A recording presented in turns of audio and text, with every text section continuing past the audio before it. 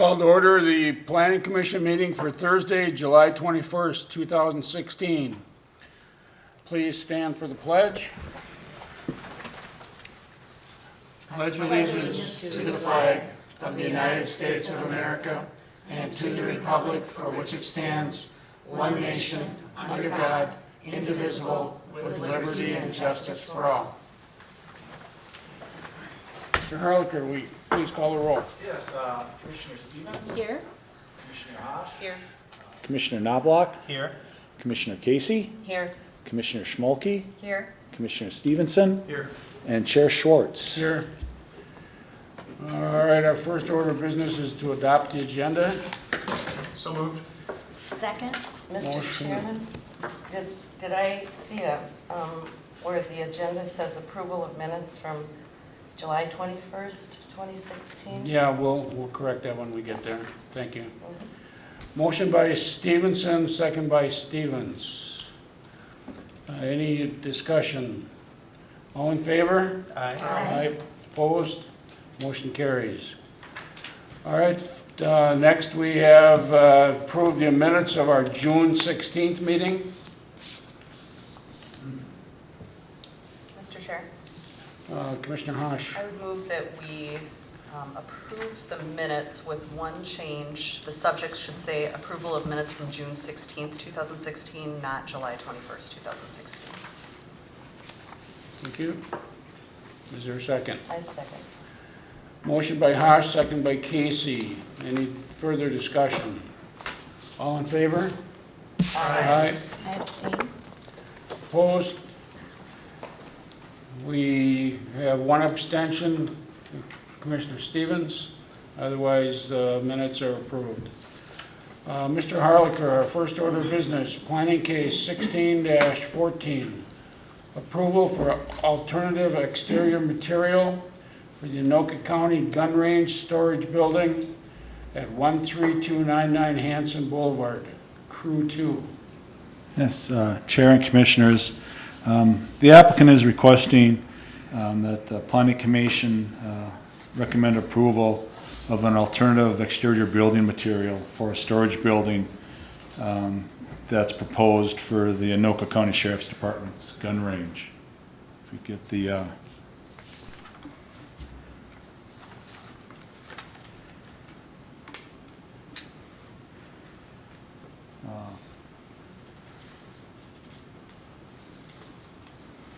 the gun range is located up in the northeast corner of the city, off of Avocet and 132nd. The gun range is located here in the middle of a large parcel. Adjacent uses is the city composting site here. There's dog park here and some single-family residences over on Avocet. Proposed location of the building is this yellow rectangle here. There is an existing building on site that's used as a meeting space and some storage. This building will be a storage building, 60 feet by 33 feet. It'll be 46 feet from the fence that surrounds the gun range and 38 feet from the existing building.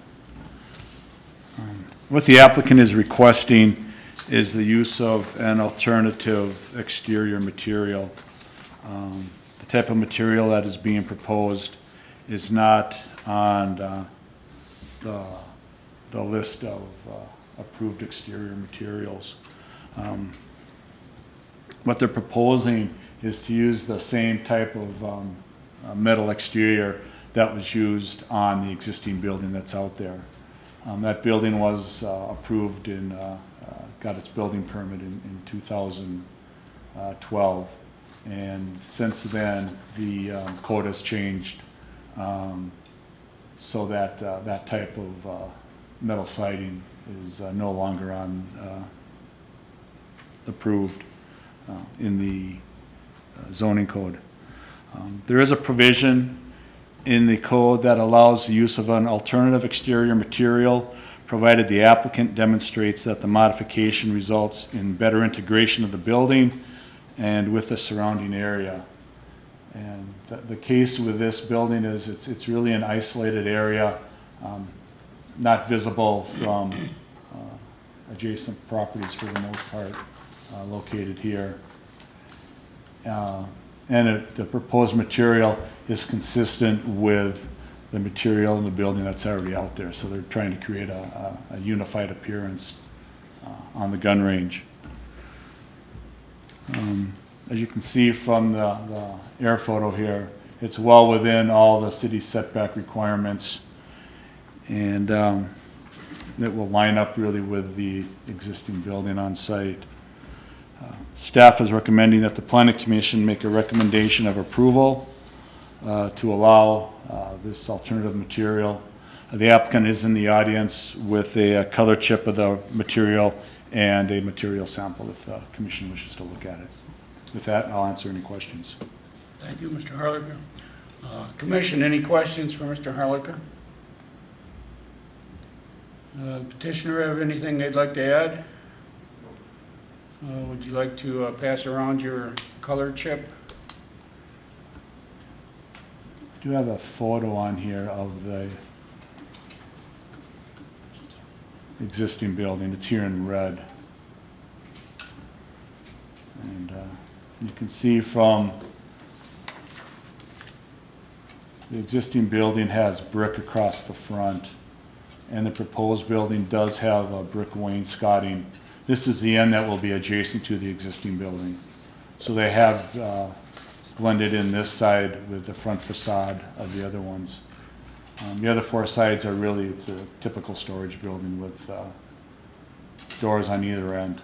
And this is would be, I would consider the far end of the building.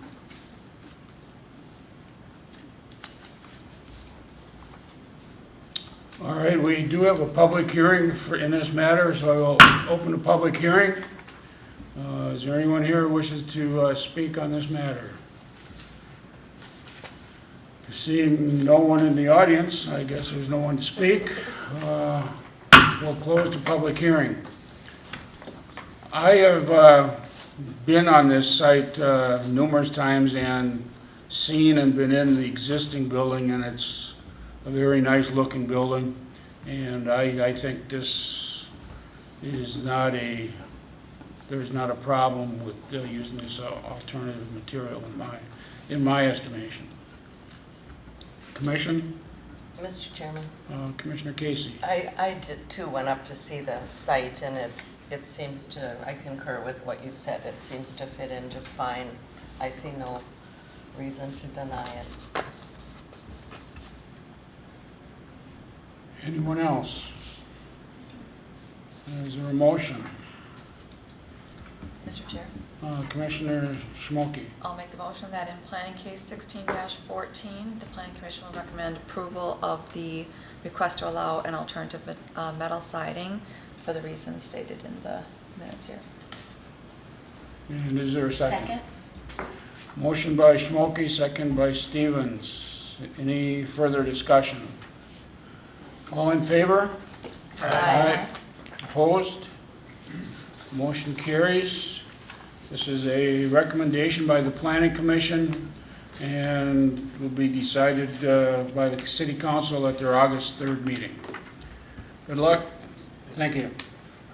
Chair Schwartz, I would like to point out that that meeting is on a Wednesday night in August. It's the first Wednesday of the month. Wednesday, August 3rd. Correct. All right, thank you.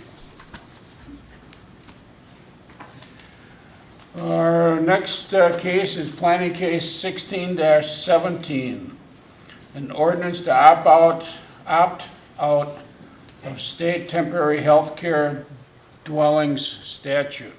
Mr. Harlicker. What is being proposed with this ordinance is an option. Some background information first, I think. Over the summer, the state legislature passed a law that created a temporary family health care dwelling. What that does, it allows for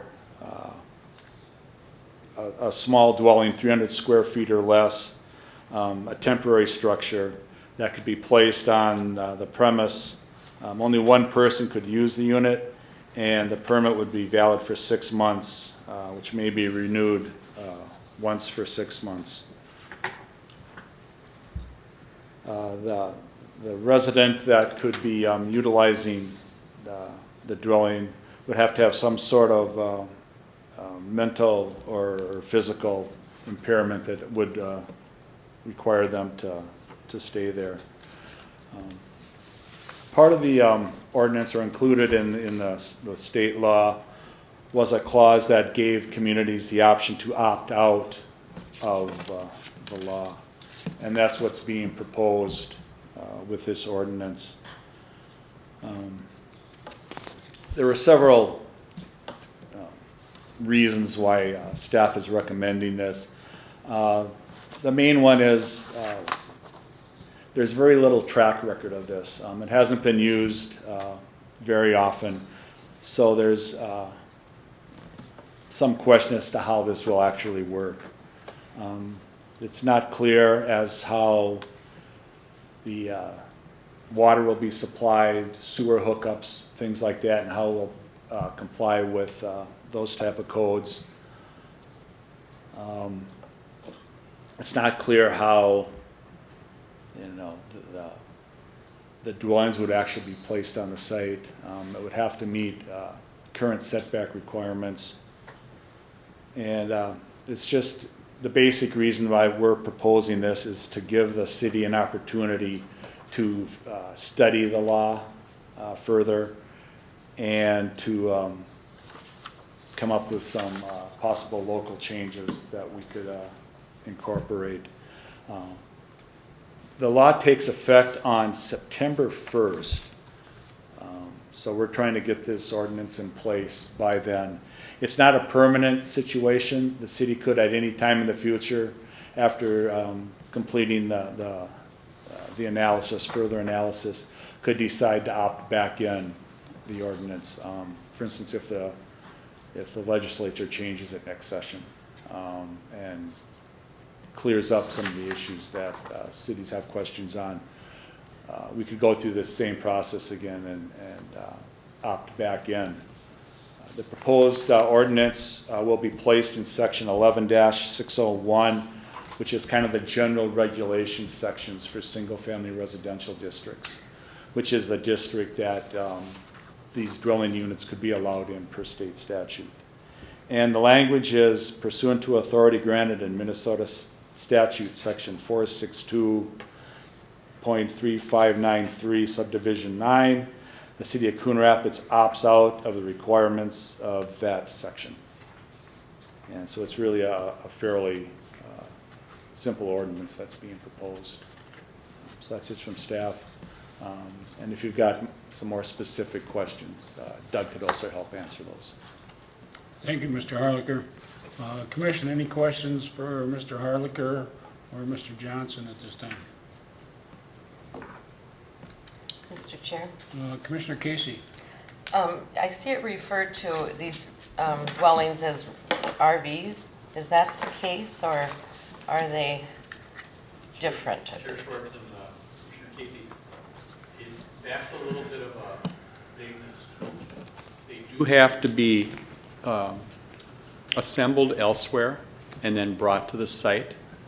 I think the vision is that they would be like a mobile unit, so they'd have wheels.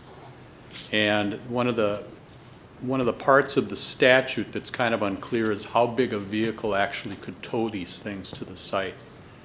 In one case, it seems to be a 1-ton pickup, but then in other areas, it expands that. So that's one of the questions I have about, well, really what could be towed onto the site. There is a size requirement. It's 300 gross square feet, but that could be like a 30 by 10 recreational type vehicle. My understanding is that there is one company, I believe it's in the New Brighton area, that is actually building these. And that may be one of the reasons why the statute was proposed, so that they'd have clientele. In other cities, their codes were not allowing for those to happen, so that's why the statute happened. The statute is also doesn't work very well because it appears there was an awful lot of compromise that went together in order to get enough votes to even pass it. And so that's one of the reasons there's some real vagueness in the statute that really concerns our office.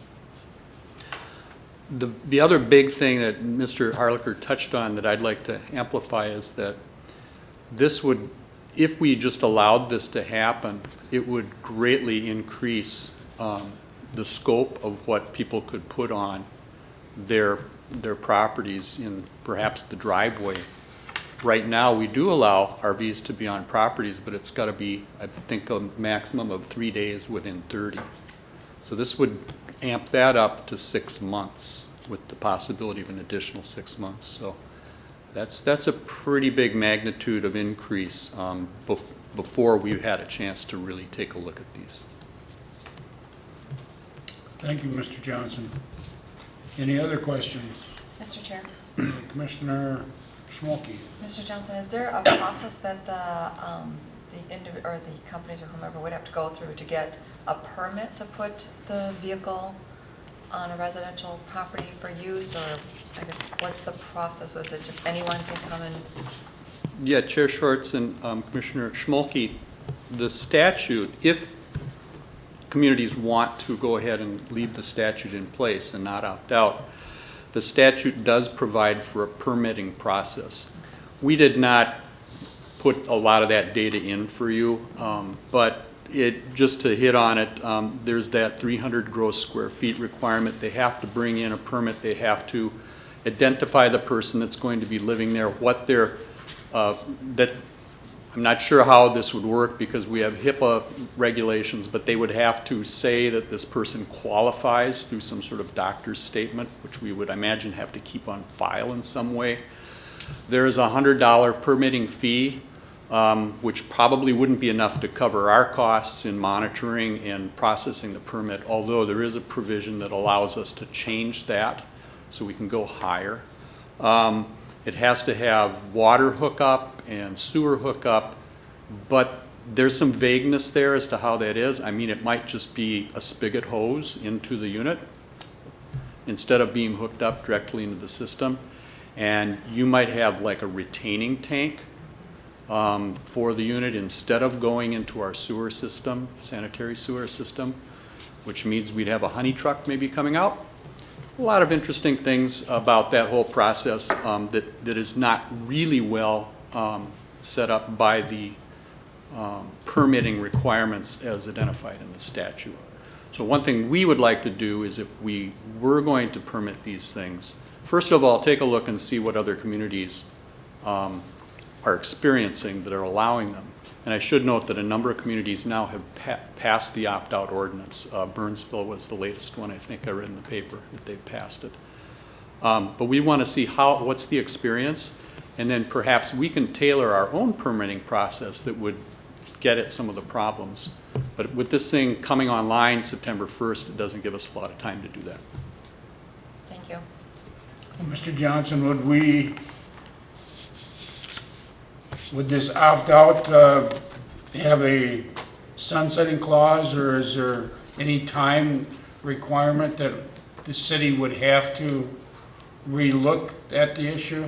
Well, Chair Schwartz and Commission, the way it reads right now is the city can simply opt out and that makes it done with. However, the legislature could go back in session and revisit the statute and potentially remove the opt-out clause. The way that the statute is drafted, it appears that it started as a preemption statute. In other words, cities would not be able to do anything different than the statute. And my sense is that wasn't going to pass. And so working with the League of Minnesota Cities and their lobbyists, they added this opt-out language so that it appeased enough people that they'd be willing to vote for it. It's not that we are not interested in having these, what might be called sort of innovative methods to have a person stay on your property who needs that physical care and you can't take care of them in your home. But we just see too many issues with it right now in order to just say, well, we'll just take the statute. But in answer to your question, it could change. Hopefully it doesn't, and then we can, come back in and put these uses to effect when, as we think we should do it without having the state dictate to us what's going to have to happen. Thank you, Mr. Johnson. Any other questions? All right, we do need to have a public hearing, so at this time I will open a public hearing on this matter. Is there anyone wishing to speak on this ordinance? And again, seeing no one in the audience, we will close the public hearing. Commission, Mr. Chair, Commissioner Casey. it seems to me the prudent thing to do would be to allow the opt-out and give it some time to shake out. I have a friend whose elderly father, his return home was delayed from rehab because he couldn't accommodate a wheelchair in his home. He had to wait till he was walker, viable. And so I can see where this might come up. He had to stay in a facility, I'm sure at greater cost. So it could come up in the future, but I'm more in favor of opting out, give it some time to shake out, let the dust settle on it. Thank you. Thank you. Anyone else? Do we have a motion? Mr. Chair, Commissioner Hash? in planning case, is there a planning case? Yeah, 16-17. 16-17, I move that we recommend approval of the attached ordinance opting out of the requirements of Minnesota statutes, section 462.3593. Second. Motion by Hash, is there a second? Second. Second by Stevens. Any further discussion? All in favor? Aye. Opposed? Motion carries. This is a recommendation by the Planning Commission and will be introduced by the City Council at their Wednesday, August 3rd meeting. Other business, Mr. Harlicker, anything on current developments? The Mercy Hospital has submitted their plans for the parking deck and interior remodeling, so they're moving ahead. Should be activity down there shortly. Agenda next month, we've got a couple zone changes and land use plan amendments, as well as Coon Rapids mini storage for their conditional use permit and site plan for their expansion. Okay. Commission, anything anyone needs to or wishes to bring up? Otherwise, entertain a motion to adjourn. So moved. Motion by Stevens, Second. second by Smokey. All in favor? Aye. Opposed? Motion carries. Meeting's adjourned.